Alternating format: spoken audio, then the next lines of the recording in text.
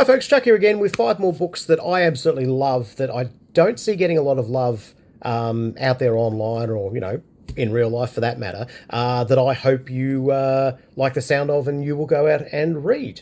We've covered some witch books before, but this is Hex by, I want to get it right, Thomas Olde Heuvelt, who's written a few horror books. A Swedish author. It's basically set in a small town, kind of a bit cut off from the rest of the world, but accessible. And they have a secret, and have had this secret for many hundred, several hundred years, in that there's a witch that regularly does the rounds of the town. Rather than being terrified by this, they have actually accepted this fact, and they even have things like apps that the residents can download on their phones to track and report when they see the witch, so that they kind of know what the witch is up to, so no trouble kind of arises. As I say, it is also a secret. They don't let outsiders know about the witch, because then they know that people would come in and screw around with it, and bad things, always happen when that sort of stuff goes down. What happens though is that some of the younger generation who have been brought up with, YouTube and TikTok and social media and the internet, are getting a bit damn sick of having to maintain this secret, are wanting to, get something out of this witch that wanders around with her, mouth sewn up and her eyes sewn up, and, floats around the streets like, again, something out of the Blair Witch or out of a Japanese horror film. And one of them starts doing an online series about it. So word starts to get out, and that leads to it starts to build towards an apocalyptic event. It's creepy as hell. The Monster Club by Chetwynd Hayes. I love this. It's basically a collection of short stories with a linking sort of setting. So it's much like watching an anthology film by Amicus or Hammer or what have you, and indeed was made into a movie, I think, by Amicus, starring Vincent Price. It's basically about a gent who one night sees a guy down on his luck and fainting in the street and what have you, and says, "Oh, come on, I'll give you a meal," and is then attacked by the guy, and who takes some blood because the guy is a vampire. And to say thanks for this, the vampire takes his new friend to a very exclusive club in London called the Monster Club, where monsters mingle.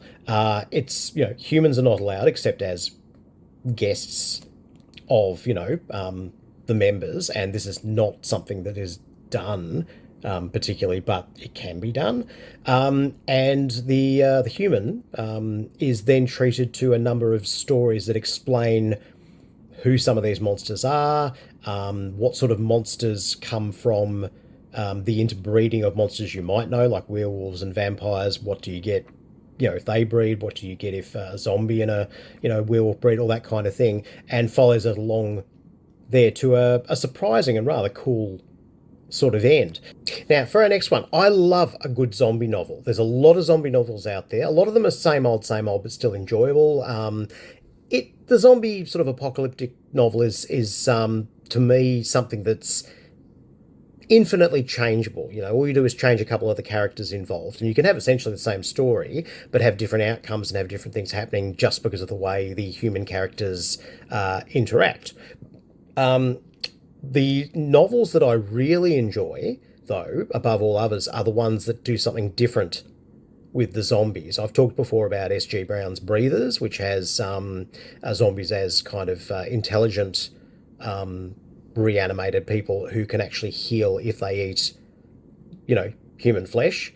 Things like that. I've really enjoyed that. This is another one that I absolutely love, and it's called Pontypool Changes Everything, by Tony Burgess. Now, this is a collection of a couple of his novels. He writes really excellent noir fiction. Not all of it's crime or detective or what have you, but really good noir in general. Pontypool Changes Everything, which has been made into a movie, which I count as being an amazing zombie flick that you should go out and see. It regularly gets recommended as a top 10 not just a zombie movie, but a horror movie as well. This is basically the story of a zombie virus that is communicated via language. I'll let that settle in for a moment. So, you speak a certain way, and the virus gets into your body and corrupts what you're saying to a degree where simply speaking the corrupted words will infect other people who hear those words. And it's beautifully described and it's beautifully carried out. It's internally consistent. The writing is incredibly literary. It's beautiful writing. And I found that shockingly at odds in the best possible way with some of the brutal stuff that happens in this. Because these zombies are not just shamblers. They are fast, active hunters. And when they're not babbling and infecting people with their words, they are killing people. And in some cases, I'd be reading this beautiful prose and be halfway through a scene where something horrible is happening before I actually twigged that the horrible thing was happening. That's how beautiful the prose is. If you like a good zombie novel, this is a damn good zombie novel. The Morass by Zachary Ashford, an Australian author. I'm honestly not much into extreme horror. I tend to shy away from gore or very sort of, violence or sexual content for its own sake. And this has been described as extreme horror, but to me it's a cut above. And I love it. And it's one of those books I've read that kind of still lives a little bit in my hindbrain because I can't quite let it go. It's basically about a woman who is investigating for, purposes of writing a book, disappearances along an Australian stretch of highway. And she, kind of falls in with a local who is also interested in the story, and they go, to go and sort of investigate and discover that there's a scientist who's kind of living alone in a shack near a swamp. And there's something very nasty and very ancient and invasive living in the swamp. And it just gets so nasty. If you have issues with body horror, don't read it. If you have issues with people being kind of invaded by insects in terms of getting into their skin and bodies, don't read it. I don't read horror to feel good. I feel horror to be unsettled on a whole lot of levels, and this one really unsettled me. So yeah, great read. Night of the Living Trekkies by Kevin David Anderson and Sam Stall. I had to look that up there. I'd gone right out of my head. Now I'm not a Trekkie or a Trekker, but I found this absolutely brilliant. The main character is a security guard at the convention. It's a science fiction a Star Trek convention, and he is the kind of go-between between the reader, who may also not be a Star Trek fan or know anything about Star Trek, and really fans of Star Trek.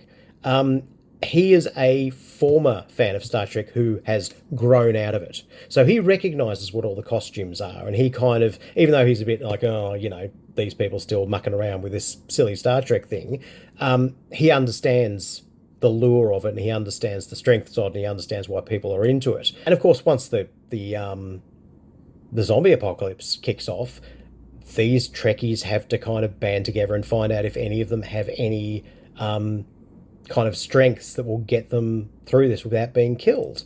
But it's a really fun read. It's very gory. It's quite nasty in places, but there is a slightly humorous kind of flavour to it, based on, again, where it's happening and who it's happening to.